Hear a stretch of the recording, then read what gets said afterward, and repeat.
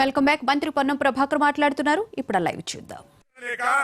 పోటీ పరీక్షలు లేకున్నప్పటికీ కూడా అక్కడ ఫలితాలు అక్కడ అడ్మిషన్లకు సంబంధించి మొన్ననే పత్రికలు వచ్చింది. పోయిన సంవత్సరానికి ఈ సంవత్సరానికి 2 లక్షల విద్యార్థుల సంఖ్య తక్కువైందని. ఈ రోజు మీ అందరూ దయచేసి రాబోయే విద్యా సంవత్సరానికి కానీ ఇప్పటి నుంచే ప్రతి ఒక్కరు కూడా నా పాఠశాల బాగుండాలి, నా పాఠశాల చదువుకున్న పిల్లవాడు అత్యున్నత స్థానానికి ఎదగాలనేటువంటి లక్ష్యంగా మంచైనా చెడైనా మీదే బాధ్యత. ఆ గ్రామంలో పాఠశాలలో చదివి బయటికి వచ్చేటువంటి ఒక విద్యార్థి ఈ దేశ సంపద, ఈ తెలంగాణ సంపద, తెలంగాణ అభివృద్ధికి దోహదపడే విధంగా మీ యొక్క ఆశీర్వచనము, విద్యా బోధన, సహాయ సహకారాలు, శిక్షణ ఉండాలని ఆకాంక్షిస్తూ తప్పకుండా గౌరవ ముఖ్యమంత్రి గారు అన్ని రకాలుగా భవిష్యత్తులో ఇన్ఫ్రాస్ట్రక్చర్ పరంగా పాఠశాల భవన నిర్మాణాలు కావచ్చు, రాబోయే కాలంలో 11,500 ఉద్యోగ నియామకాలు కావచ్చు, అన్ని రకాల చేపట్టడానికి గౌరవ ముఖ్యమంత్రి గారు అన్నిటికంటే ఎక్కువ ప్రక్షాళన చేసి మంచి దారిలో నడిచే విధంగా విద్యా వ్యవస్థకు వారి దగ్గరే శాఖ పెట్టుకొని ఈ రోజు ఈ విద్యా వ్యవస్థలో మార్పులు చేసే ప్రయత్నం చేస్తారు. ముఖ్యమంత్రి గారి లక్ష్యానికి అనుగుణంగా, ముఖ్యమంత్రి గారి ఆలోచనకు అనుగుణంగా దయచేసి మీరంతా కూడా ఈ తెలంగాణ అభివృద్ధిలో, ఈ ప్రజా పాలనలో మీరంతా భాగస్వాములై భవిష్యత్ తెలంగాణ నిర్మాణానికి సహకరించాలి. తెలంగాణ ఉద్యమంలో మీరంతా మీ బాధ్యతలు పాఠశాలలు బహిష్కరించుకోవచ్చు, లేదా తెలంగాణ ఉపాధ్యాయ సంఘాల నాయకులుగా తెలంగాణ సాధన కోసం పోరాడి అన్నాడు. ఇది మన రాష్ట్రం. మన రాష్ట్రంలో మీ అందరి ఆకాంక్షలకు అనుగుణంగా మార్పు కోరుకుని ఏర్పడే రాజ్యం. ఈ రాజ్యంలో ప్రజలు బాగుండాలి, విద్యార్థులు బాగా చదువుకోవాలనేటువంటి మాట కోరుతూ మరొకసారి నీలాగా మీ అందరిలాగా విద్యార్థి నాయకులుగా ఈ రోజు రాజకీయాల్లో మరి క్షేత్ర స్థాయి నుంచి వచ్చినటువంటి వ్యక్తిగా మీ అందరూ మరొకసారి ఆచార్య దేవోభావాన్ని గౌరవిస్తూ నమస్కరిస్తూ రాబోయే తెలంగాణ నిర్మాణంలో మీ పాత్ర చాలా పెద్దగా ఉండాలని కోరుతూ నమస్కారం చెప్తూ సెలవు తీసుకుంటా ఉన్నాను.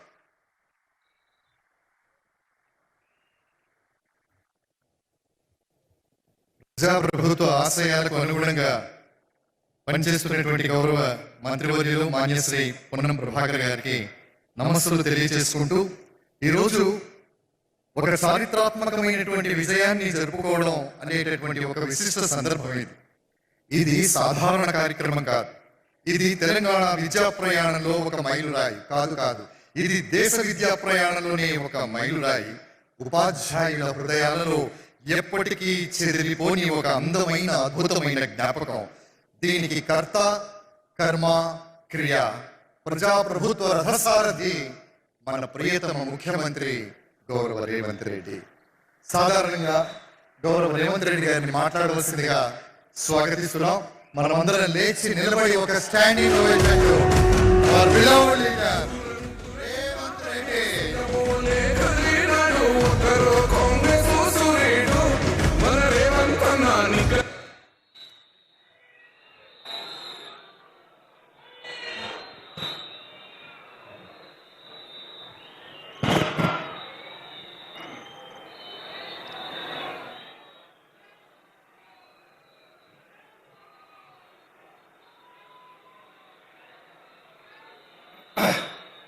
మిత్రులారా, ఈరోజు ప్రజాప్రభుత్వం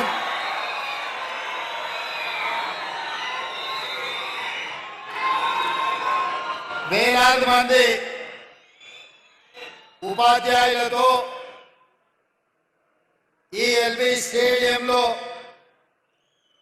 ఆత్మీయ సమ్మేళనం ఏర్పాటు చేసి మొన్న డిసెంబర్లో జరిగిన ఎన్నికలలో మా పార్టీ, మా ప్రభుత్వం ఏర్పడడానికి సాయశక్తులా సహకరించిన ఉపాధ్యాయులు అందరినీ కలవాలని ఒక ఆత్మీయ సమ్మేళనం ఏర్పాటు చేయాలని పెద్దలు ప్రొఫెసర్ కోదండరామ్ గారితో మాట్లాడి ఉపాధ్యాయ సంఘాలతో సంప్రదించి ఏఎల్బీ స్టేడియంలో మేము పదవి బాధ్యతలు తీసుకున్నామో అదే ఎల్బీ స్టేడియంలో ఉపాధ్యాయులతో ఆత్మీయ సమ్మేళనం ఏర్పాటు చేయండి అని చెప్పి మా అధికారులకు కోదండరామ్ గారికి విజ్ఞప్తి చేయడం జరిగింది. ఈరోజు ఆత్మీయ సమ్మేళనంలో భాగంగా వేదిక మీద మా మంత్రివర్యులు పొన్నం ప్రభాకర్ గారు, మా సహచర శాసనసభ్యులు, ప్రభుత్వ సలహాదారులు, తెలంగాణ చీఫ్ సెక్రటరీ గారితో పాటు విద్యాశాఖకు సంబంధించిన అధికారులు, వివిధ ప్రజాప్రతినిధులు తెలంగాణలో దాదాపుగా 30,000 పాఠశాలలో ఉన్న ఉపాధ్యాయులు అందరూ కూడా వేలాదిగా తరలి వచ్చి ఈ ఆత్మీయ సమ్మేళనంలో పాల్గొన్నందుకు మీకు అందరికీ మనస్ఫూర్తిగా ధన్యవాదాలు, కృతజ్ఞతలు.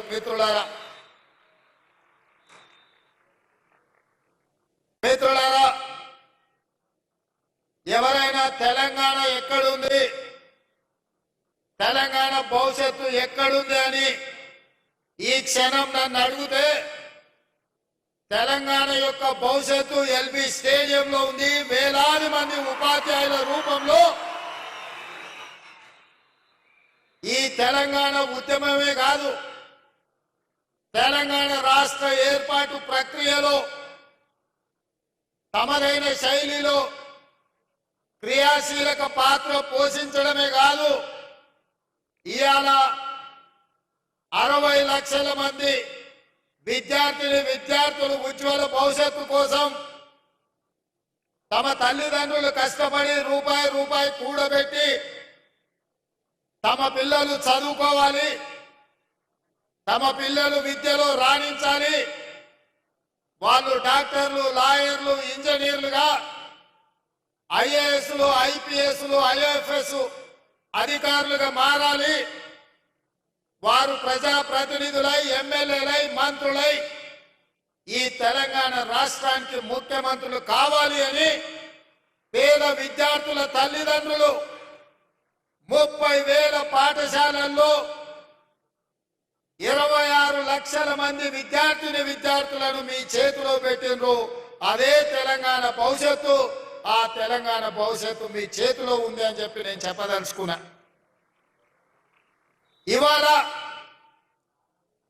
నేను చెప్పవలసిన అవసరం లేదు, మీరే 10 మందికి పాఠాలు చెప్పి సమాజంలో ఉన్న రుగ్మతల మీద ఏ రకమైన కార్యాచరణతో ముందుకు వెళ్లాలో సంపూర్ణమైన అవగాహన ఉండి దాదాపుగా 26,000 పాఠశాలల్లో, గ్రామాలలో, అదేవిధంగా తండాలలో, గూడాలలో, మారుమూల పల్లెల్లో ఈ తెలంగాణ నిర్మాణం కోసం, ఈ జాతి నిర్మాణం కోసం కృషి చేస్తున్న మీకు ప్రతి విషయం తెలుసు.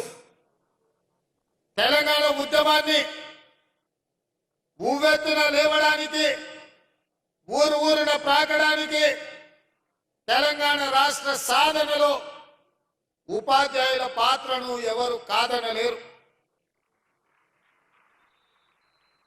ఆనాడు మేమందరం భావించినాం, తెలంగాణ రాష్ట్రం వస్తే మన విద్యా విధానం మెరుగవుతుంది, మన ఉపాధ్యాయులకు ప్రభుత్వం నుంచి గౌరవం దక్కుతుంది, మన విద్యార్థులకు అవసరమైన మౌలిక వసతులు మెరుగవుతాయి, తప్పకుండా తెలంగాణ విద్యా విధానం బాగుపడుతుంది అని అనుకున్నాం. మీకందరికీ తెలుసు, 2009లో రాజకీయ పార్టీలు తెలంగాణ రాష్ట్ర సాధనలో విఫలం చెంది ఏమి చెయ్యాలని కర్తవ్యంతో ఉన్నప్పుడు అందరూ కలిసి ప్రొఫెసర్ కోదండరామ్ గారిని పొలిటికల్ జేఏసీ కన్వీనర్ గా వారికి బాధ్యత ఇచ్చిండ్రు. వారు కూడా మీలాంటి ఉపాధ్యాయుడే, మాలాంటి విద్యార్థులకు చదువు చెప్పిన ప్రొఫెసర్ గా వారు తెలంగాణ ఉద్యమానికి బాధ్యత వహించిన తర్వాతనే తెలంగాణ రాష్ట్రాన్ని మనం సాధించుకున్నాం. సాధించుకున్న తెలంగాణ రాష్ట్రంలో కోదండరాం గారు లాంటి వాళ్లకు, చుక్కా రామయ్య గారు లాంటి వాళ్లకు, హరగోపాల్ గారు లాంటి వాళ్లకు, ఎంతో మంది విద్య నుంచి ఎంతో మందికి విద్య దానం చేసిన గొప్ప వ్యక్తులకు సంపూర్ణమైన గౌరవం దక్కుతుంది అని భావించడం. కానీ 10 సంవత్సరాలలో మీరు చూసారు, వేదిక మీద మోహన్ రెడ్డి గారు ఉన్నారు. మీ ఉపాధ్యాయ సంఘాలకు ఒకప్పుడు నాయకత్వం వహించాడు. ఒకనాడు ఉమ్మడి రాష్ట్రంలో అది చంద్రబాబు నాయుడు గారైనా, వైఎస్ రాజశేఖర రెడ్డి అయినా, రోసయ్య గారైనా, లేదా కిరణ్ కుమార్ రెడ్డి గారైనా ఉపాధ్యాయ సంఘాల నాయకులు వస్తే ముఖ్యమంత్రులు ఎదురొచ్చి వాళ్ళతో మాట్లాడి మీ సమస్యల్ని పరిష్కరించి ఉపాధ్యాయ సంఘాలను సచివాలయానికి పిలిచి సముచితమైన గౌరవం ఇచ్చి మీ సమస్యల్ని వినేది, మీరు లేవనెత్తిన అంశాలను ఆనాడు ప్రభుత్వాలు పరిష్కరించేది. మరి తెలంగాణ రాష్ట్రంలో ఏమి జరిగిందో, ఆనాటి పాలకులు ఏ విధంగా వ్యవహరించారో, ప్రభుత్వం ఉపాధ్యాయులను ఏ రకంగా అవమానించే విధంగా, అనుమానించే విధంగా, వాళ్ళని ఏ రకంగా వాళ్ళు అవమానించారో మీరు కళ్ళతో చూసారు. అందుకే నేను ముఖ్యమంత్రిగా బాధ్యత చేపట్టిన తర్వాత బడ్జెట్ కు సంబంధించి విద్యకు ప్రాధాన్యత ఉండాలి. పేదవాడు చదువుకున్నప్పుడే తెలంగాణ బాగుపడుతుంది. తెలంగాణ యొక్క లక్ష్యం, తెలంగాణ రాష్ట్రం యొక్క సాధన ప్రజలకు చేరుతుంది అని చెప్పి 7.3% ఈసారి విద్యకు 21,000 కోట్ల పైగా ఈ రోజు విద్యకు నిధులు కేటాయించడం జరిగింది. వాస్తవంగా 10% అంటే దాదాపుగా 30,000 కోట్ల రూపాయలైనా కేటాయించాలని అన్ని లెక్కలు వేసినాం. కానీ ప్రభుత్వం ఇంతకు ముందే ఇచ్చిన హామీలు, చేయవలసిన పనులు, చేపట్టవలసిన బాధ్యతలతో 10% నిధులు ఇవ్వాలనుకున్న వీలు కాకపోతే 7.3%తో 21,000 కోట్ల పైగా ఈ రోజు విద్యాశాఖకు నిధులు కేటాయించడం జరిగింది. ఈ రోజు నేను మీ ద్వారా ఒకే ఒక మాట అడగదలుచుకున్నా, చెప్పదలుచుకున్నా. రేపటి తెలంగాణ భవిష్యత్తు మీ చేతుల్లో ఉంది. కొన్ని వాస్తవాలను కూడా ఈ రోజు మనం మాట్లాడుకోవాలి. తెలంగాణ రాష్ట్రంలో 40,000 పైచిలకు పాఠశాలలుంటే ప్రభుత్వ ఆధీనంలో 30,000 పాఠశాలలు ప్రభుత్వ ఆధీనంలో ఉన్నాయి. 30,000 పాఠశాలలో 26 లక్షల మంది విద్యార్థులు ఉన్నారు. కానీ అదే ప్రైవేట్ లో 10,000 పాఠశాలలుంటే 33 లక్షల మంది విద్యార్థులు ఈరోజు ప్రైవేట్ పాఠశాలలో చదువుకుంటున్నారు. నేను ఈరోజు ఈ ఆత్మీయ సమ్మేళనంలో మా ఉపాధ్యాయులను నేను ఒకటే అడుగుతున్నా, ప్రైవేటు పాఠశాలల్లో మీకంటే గొప్పగా చదువుకున్న వాళ్ళు, మీకంటే ఎక్కువ చదువుకున్న వాళ్ళు టీచర్లు ఉన్నారా? ఒకసారి ఆలోచన చేయండి. ఇవాళ మీలో MA BA చదువుకున్న వాళ్ళు, లేదా డాక్టరేట్లు చేసిన వాళ్ళు, ఉన్నత చదువులు చదువుకున్న వాళ్ళు మీలో ఉన్నారు, ఉపాధ్యాయులు ఉన్నారు. కానీ అదే ప్రైవేట్ పాఠశాలలో ఇంటర్ పాస్ అయ్యో, డిగ్రీ ఫెయిల్ అయ్యో, మీలో సగం చదువులేని వాళ్ళు ఇవాళ ప్రైవేట్ పాఠశాలల పాఠాలు చెప్తున్నారు. మరి 10,000 పాఠశాలల్లో 33 లక్షల మంది విద్యార్థులు అక్కడుంటే 30,000 పాఠశాలల్లో 26 లక్షల మంది విద్యార్థులు ఇవాళ మన ప్రభుత్వ పాఠశాలల్లో ఉన్నారు. అంటే ఎక్కడో ఒక లోపం ఉన్నది. ఆ లోపం పాలకులైన మా వైపు నుంచి కూడా ఉండొచ్చు. నేను టీచర్లను బ్లేమ్ చేయదలుచుకోలేదు. ప్రభుత్వం సరైన విధంగా నిర్వహించకపోవడం, మౌలిక వసతులు ఏర్పాటు చేయకపోవడం, కనీసం పాఠశాలల్లో ఊడవడానికో తూడవడానికో, కనీసం టీచర్లకు తాగడానికి మంచినీళ్ళు ఇవ్వడానికి పారిశుద్ధ్య కార్మికులు లేకపోవడం కూడా కావచ్చు.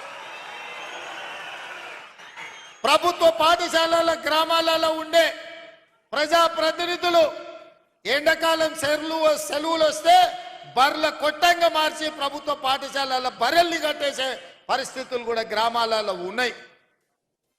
కనీసం ఆడపిల్లలు లేదా మహిళా టీచర్లు స్కూల్కి వస్తే పొద్దు నుంచి సాయంత్రం వరకు ఉంటే కనీసం టాయిలెట్స్ వసతి కూడా ప్రభుత్వాలు కల్పించకపోవడం కూడా ఒక కారణం అయి ఉండొచ్చు. ఇవాళ ఆడపిల్లలు చదువుకోవాలి అంటే మగపిల్లలకి ఏదైనా వెసులుబాటు ఉండొచ్చు, కానీ ఇవాళ ఆడబిడ్డలైన టీచర్లకు కానీ విద్యార్థులకు పాఠశాలల కనీస మౌలిక వసతులు లేకపోవడం కూడా ఒక కారణం అయి ఉండొచ్చని నేను ఈరోజు భావిస్తున్నా. కనీసం పాఠశాలల్లో టీచర్లకు మంచినీళ్ళు ఇవ్వడానికో పాఠశాలను ఊడవడానికో కూడా చిన్న చిన్న పారిశుద్ధ్య కార్మికులు లేకపోవడం కూడా ఇవాళ మనం ఆలోచన చేయాల్సిన అవసరం ఉన్నది మిత్రులారా. అందుకే ఈరోజు ఈ ప్రభుత్వం స్పష్టంగా పాఠాలు చెప్పే టీచర్లకు గత 10 సంవత్సరాలలో నాకు తెలిసి ఏనాడు కూడా 1వ తారీఖు నాడు జీతాలు ఇచ్చిన సందర్భం లేదని నేను భావిస్తున్నా.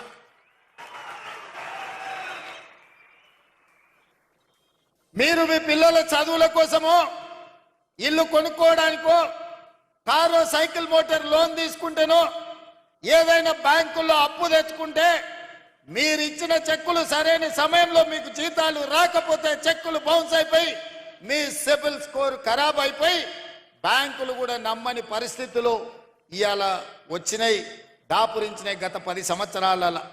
అందుకే నేను ఆలోచన చేసిన మొట్టమొదట ప్రభుత్వం ఒక యజమాని, ఆ యజమాని పరిధిలో పనిచేసే దాదాపుగా 5 లక్షల మంది ఉద్యోగులకు తమ యజమాని మీద విశ్వాసం ఉండాలి, తమ యజమాని మీద నమ్మకం ఉండాలి.